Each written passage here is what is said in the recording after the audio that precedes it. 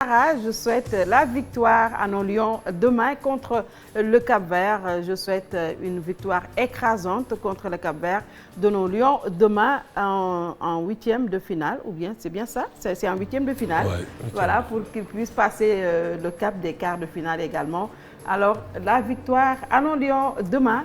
En attendant, nous disons bonsoir à monsieur le colonel Abdoulaziz Ndaw, ancien de la gendarmerie nationale. Bonsoir, monsieur Ndaw. Bonsoir, Binta. Bonsoir. Alors, la situation, bien entendu, au Burkina Faso et même dans certains pays de la sous-région nous interpelle. Il y a eu le coup d'État dernièrement au Mali, en Guinée, et aujourd'hui c'est le Burkina Faso.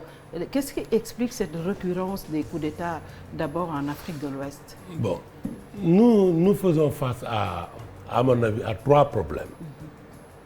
D'abord, il y a un problème, les jeunesses africaines changent. Oui. C'est-à-dire ça, là, c'est une réalité. Absolument. Et les jeunesses africaines n'acceptent plus cet état de pauvreté, cet état de latence où ils ne trouvent plus de raison. Absolument. Nous sommes en face d'un environnement mondial, nous sommes en face d'Internet. Il y a beaucoup de choses qui se passent dans le monde et l'Afrique aujourd'hui aussi a de nouveaux challenges. Et il faut que les gouvernements comprennent ces challenges-là. Ça, je pense, c'est le premier aspect. Le deuxième aspect, il est sécuritaire. C'est-à-dire dans tous ces pays, peut-être pas la Guinée n'est pas, c'est pas le même problème. La Guinée est plus concernée par le premier problème. Mais le deuxième problème, c'est des problèmes de sécurité. C'est-à-dire le problème du Mali, le problème du Burkina Faso.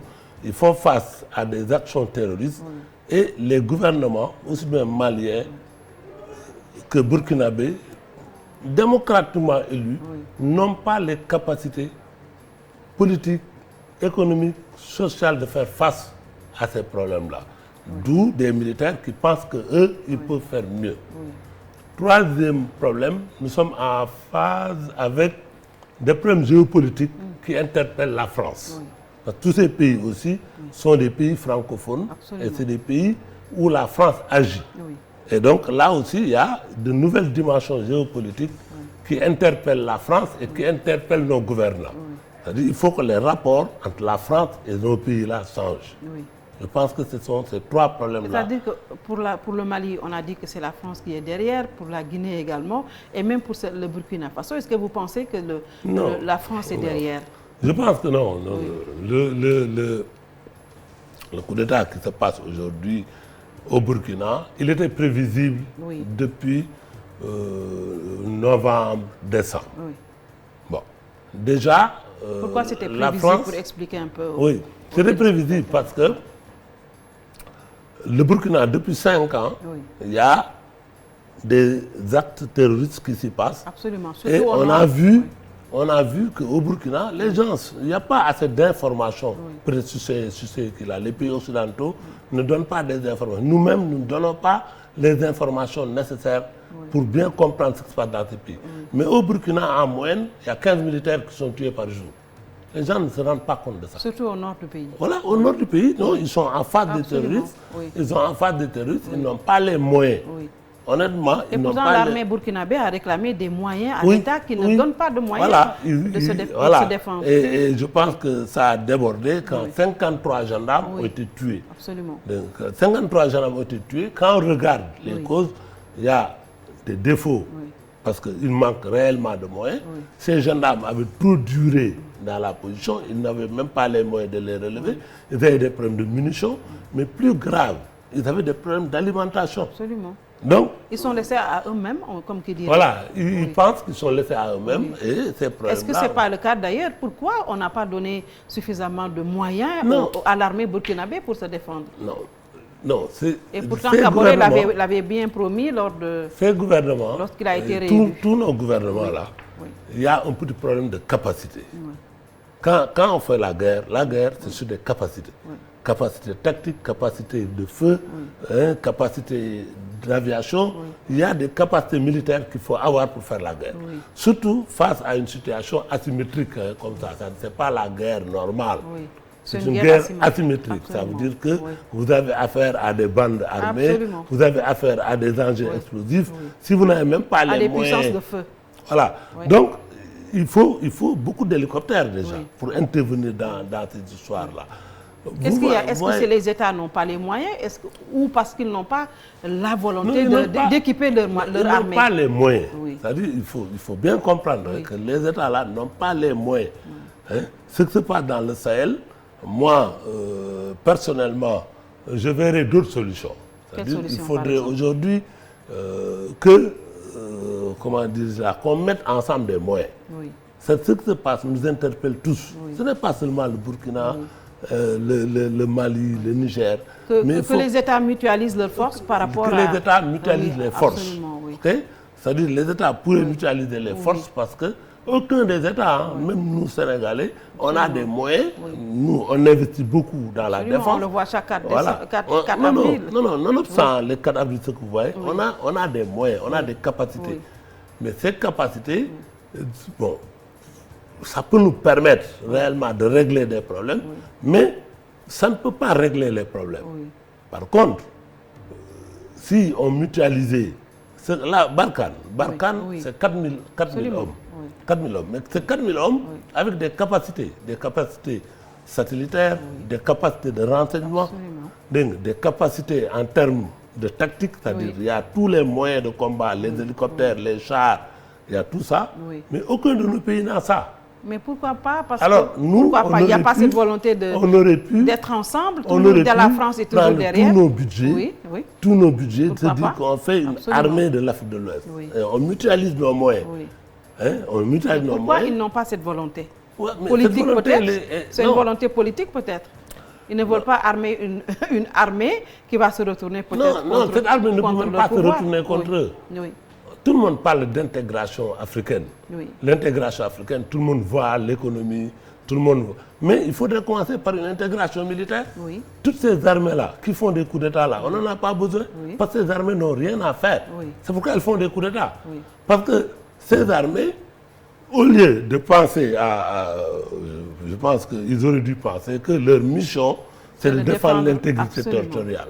Aujourd'hui, les Burkinabés, ils disent que oui, nous avons pris le pouvoir parce que nous voulons défendre l'intégrité territoriale. Ce n'est pas sûr qu'ils vont réussir plus que Kaboré. Ce n'est pas sûr. Parce que la population aussi a d'autres problèmes. Il y a d'autres problèmes. Il y a des problèmes de santé, il y a des problèmes d'école, il y a des problèmes d'alimentation. Le Burkina, c'est un pays enclavé. Donc le gouvernement fait face à beaucoup de problèmes. Donc ce n'est pas seulement le problème sécuritaire qui est une urgence. Oui, ce n'est pas seulement le problème sécuritaire qui est une urgence. Mais ce problème sécuritaire interpelle aujourd'hui le Togo. On voit qu'il y a des incursions jusqu'au Togo. Interpelle la Côte d'Ivoire. Interpelle, voilà. Donc tous ces pays-là aujourd'hui, leur armée devait être intégrée et faire face à un péril qui guette toute l'Afrique de l'Ouest, qui est le terrorisme.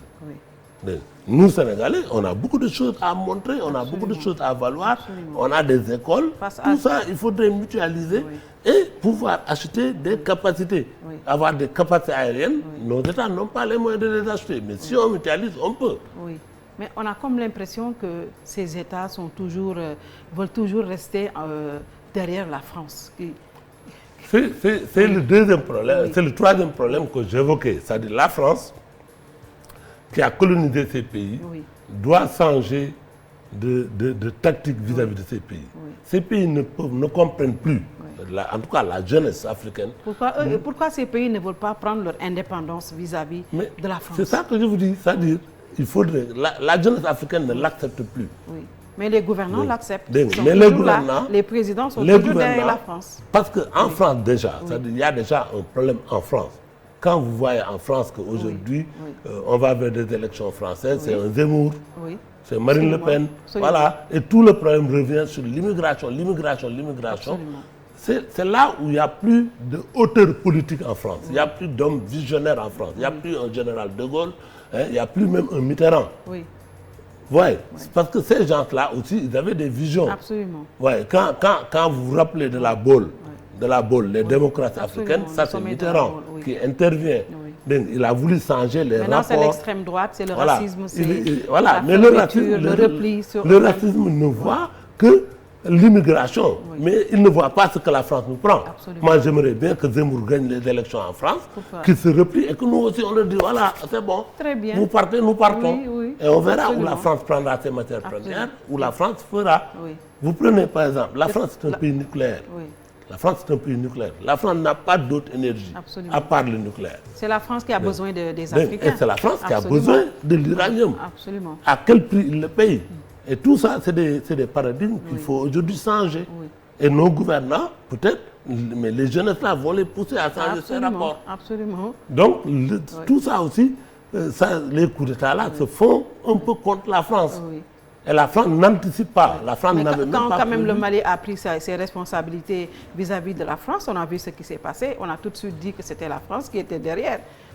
Oui. Derrière le coup d'État qui est intervenu. Alors, les deux coups d'État qui sont intervenus. Le coup d'État est un peu contre les intérêts. Parce que le Mali a voulu tourner le dos à la France et on a vu ce qui s'est passé. Le Mali a voulu tourner le dos à la France, a fait appel à la Russie. Oui. Mais il faut comprendre, les Français, c'est là où les Français aujourd'hui se trompent sur l'Afrique. Oui. S'ils ne changent pas, s'ils ne changent pas leur manière de voir l'Afrique, les problèmes vont encore être plus durs. Oui.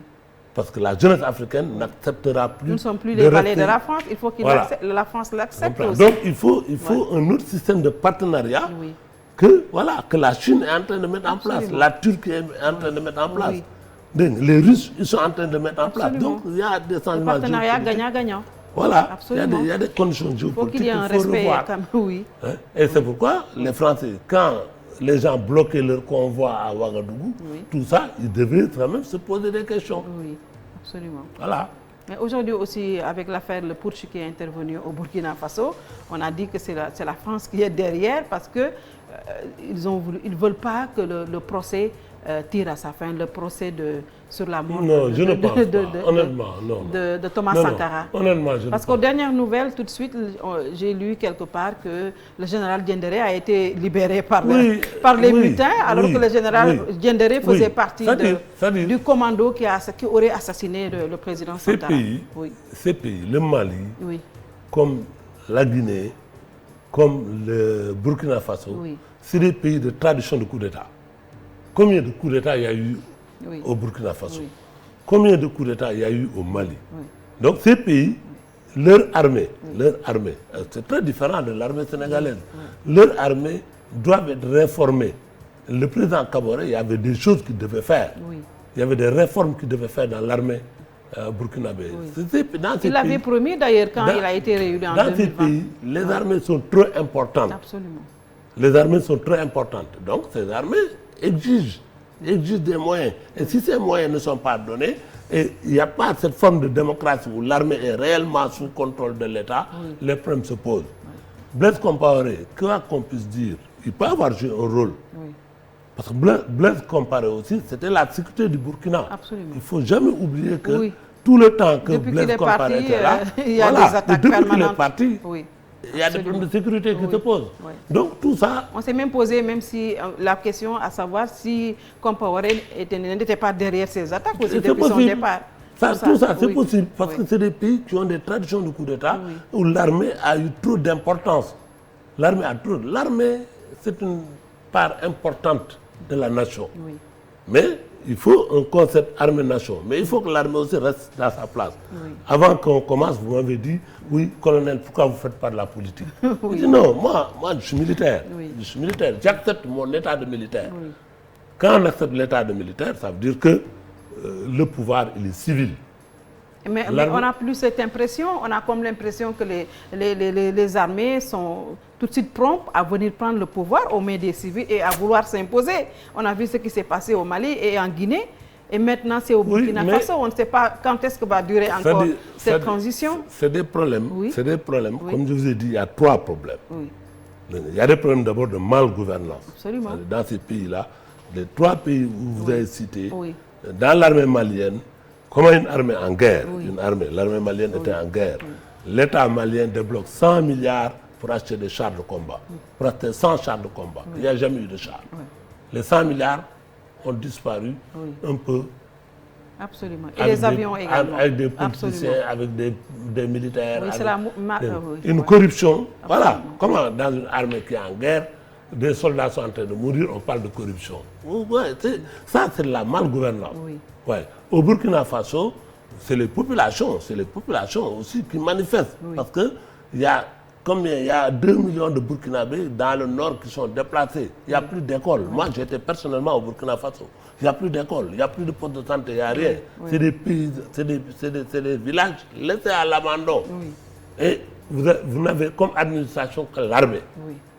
Il n'y a plus de préfet, il n'y a plus de gouverneur, il n'y a plus rien. Il n'y a que des militaires avec des populations et en face des djihadistes. Et les populations ont plus tendance à aller vers les djihadistes. Parce que les djihadistes leur assurent la sécurité, assurent leur loi. Vous comprenez? Ces militaires à l'abandon qui se disent nos chefs, qui sont sous leur bureau climatisé, ils ne savent même pas ce qui se passe. Tout ça, c'est des problèmes de malgouvernance que peut-être les États là n'ont pas pu juguler. Mais l'armée n'est pas la solution. L'armée n'est pas la solution. Et pourtant, l'armée profite maintenant, au vu de ce qu'on est en train de voir, des contestations populaires pour venir s'agripper au pouvoir. C'est comme si maintenant ils refusent de rester dans les casernes et que les pouvoirs commencent à les intéresser de plus en plus. Non. Ce n'est pas le cas. Il faut, voyez ce qui s'est passé au Burkina. Il a fallu 24 heures pour que le coup d'État se précise. Ça a commencé par des mutineries. Absolument. On est bien d'accord. Le ministre de la Défense sort à la télé et dit que le gouvernement, ceci, cela. Absolument. Tout ça, c'est parce qu'il n'y a pas d'institution forte. Absolument. Il n'y a pas d'institution forte. Il faut, dans tout ça, il faut des institutions fortes. Absolument. Il faut une certaine organisation de l'État qui fait que, vraiment, cette caserne-là qui s'est mutinée, il y a d'autres casernes peut-être qui respectent la loi. Et qu'il y ait des équilibres, des forces. Dans un pays, il faut des forces équilibrées. Et souvent, quand les forces ne sont pas équilibrées, automatiquement, vous avez des problèmes. Nous avons la chance au Sénégal, nous avons des forces un peu équilibrées. Il y a l'armée qui fait son rôle, il y a la gendarmerie qui fait son rôle, il y a la police qui fait son rôle. Et chacun doit rester dans son rôle. Et tant que nous arrivons, le gouvernement arrive à gérer ça de façon... Non, en soi, il n'y a pas de problème.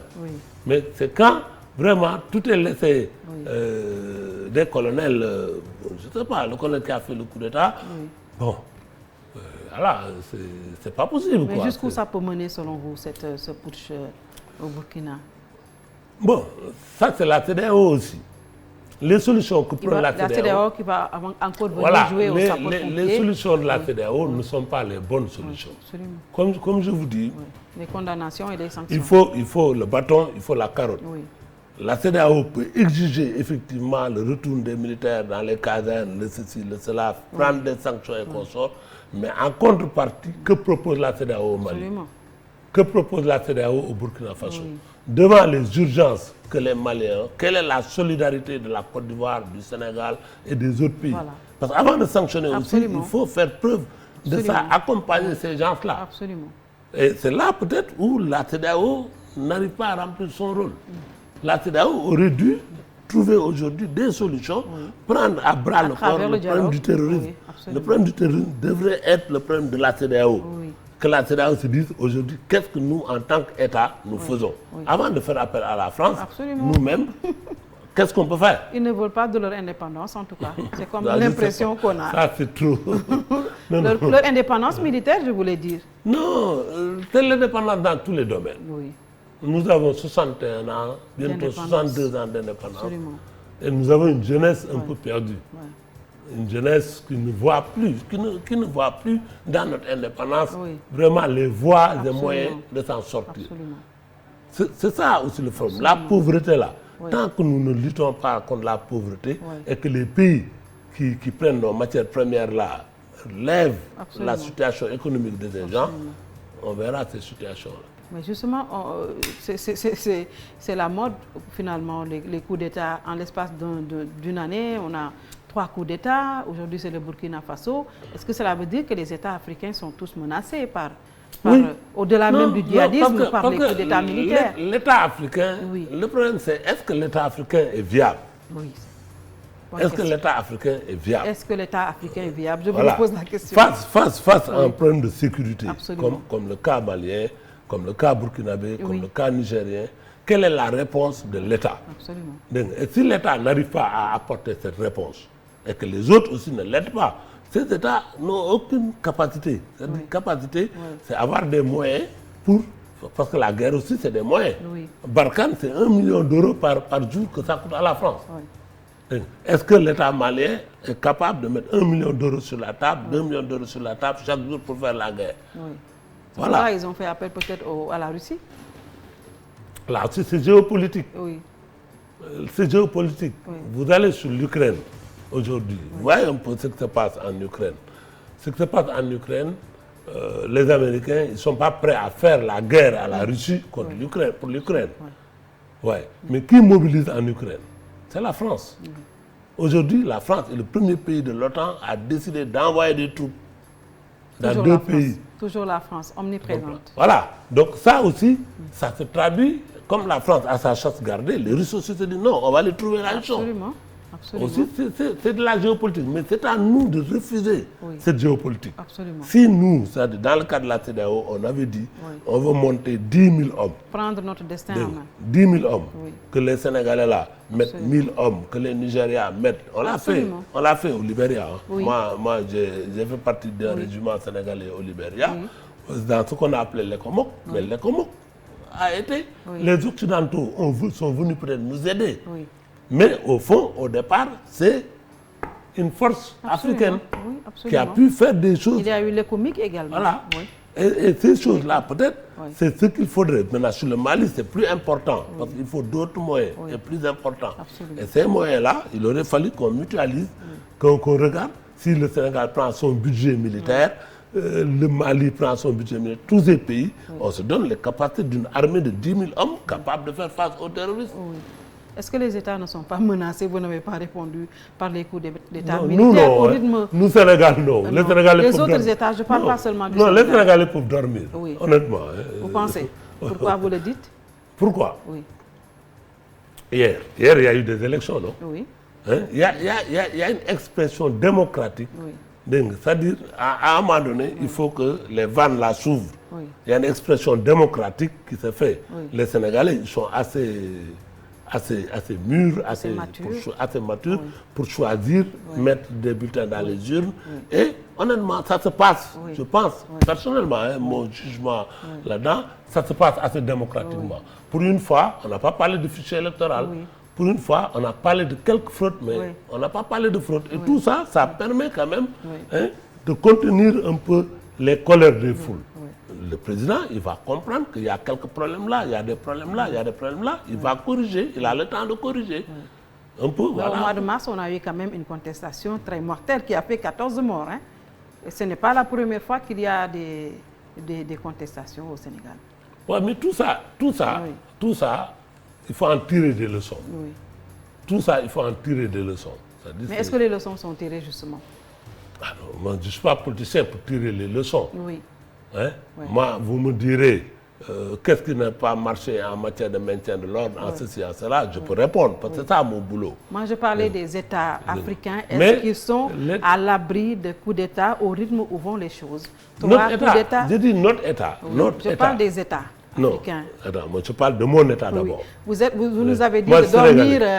Pas de dormir sur vos lauriers, c'est-à-dire tant que... Attends, nous ne sommes pas menacés. Un État, je vous dis, il est basé sur des règles. Absolument. Donc, les règles doivent être respectées. Absolument. Les règles doivent être respectées. L'armée doit rester à sa place. L'armée doit rester à sa place. Il y a une place pour l'armée. L'armée ne demande qu'une chose, une reconnaissance de la nation. Absolument. Voilà, on n'a pas besoin de beaucoup de choses. Nous, c'est des problèmes d'honneur. On s'engage dans l'armée pour des choses bien précises. Ce n'est plus le cas aujourd'hui.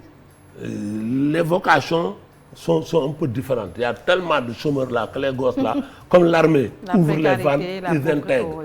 Tout ça, il faudrait peut-être faire des choix assez précis sur les hommes qui gouvernent, sur les hommes qui sont dans l'armée.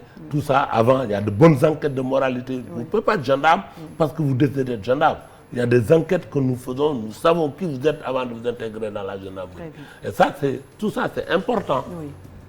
Et ça, bon, tant que ces bases-là sont réglées, il n'y a pas de problème. Mais est-ce que ces bases sont respectées? Oui, au Sénégal, en tout cas, plus ou moins. Ça va. Il y a quelques problèmes, je ne veux pas en parler, il y a quelques problèmes, mais dans l'ensemble, le corps militaire, le corps des forces de défense et de sécurité, il est cohérent. On n'a pas à s'inquiéter.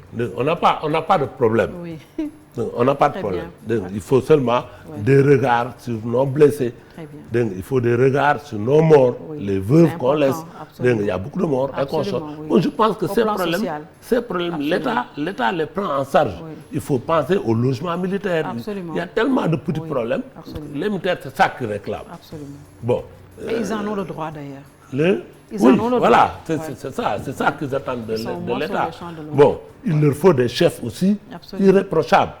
Irréprochables, ça aussi c'est nécessaire dans une armée. Il faut que les chefs correspondent un peu à l'image que les militaires se donnent d'un chef. Tout ça, je pense que nous l'avons. Au Sénégal, nous n'avons pas beaucoup de problèmes. Dans les autres pays là, je l'avais déjà dit ici à TFM, le président guinéen, le président de transition, son cas, comme il est arrivé dans l'armée, ce n'est pas possible dans l'armée sénégalaise. C'est pas possible. C'est pas possible. Non, ça, les Sénégalais peuvent dormir, ça c'est pas possible. On ne va pas prendre un gars parce qu'il a été marine américain, on le met dans notre armée. Absolument. Ça, on ne le fait pas. Bon, il y a des problèmes ethniques dans ces armées-là qui n'existent pas chez nous. C'est l'armée encore nationale. On a bien réparti dans chaque département comment on prend les gens. Merci beaucoup, colonel Abdoulaziz Ndao, d'avoir répondu à l'invitation. En tout cas, je vous remercie. Je pense avoir éclairé un peu sur l'opinion, voilà, sur ça. Merci en tout cas d'avoir répondu à notre invitation.